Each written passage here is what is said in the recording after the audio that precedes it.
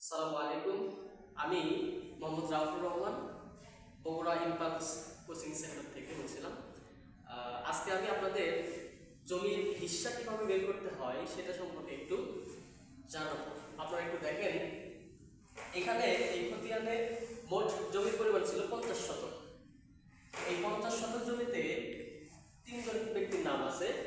এই তিনজন ব্যক্তি তাহলে এই মোট জমি কি পরিমাণ জমি পাবে সেটা আমরা একটু বের করার চেষ্টা করবো। কিভাবে বের করতে হয়, তো আমাদের এখানে 0.2 দিয়ে এই 50 কে গুণ করতে হবে। তো 0.200 গুণন 50 দিলে জমির পরিমাণ হয় 10 শতক। আবার পরিবেশ জমি যদি বের করি, 0.500 গুণন এই 50 দিলে 25 শতক হবে।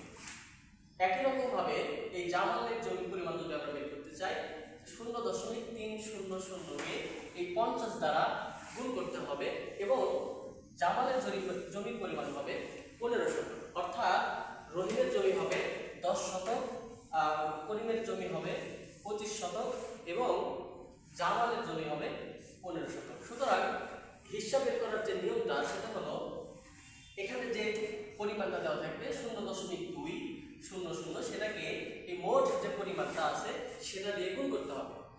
তাহলে আমাদের জমির হিস্যার পরিমাণটা বের করতে পারবো। ধন্যবাদ সবাইকে। আসসালামু আলাইকুম।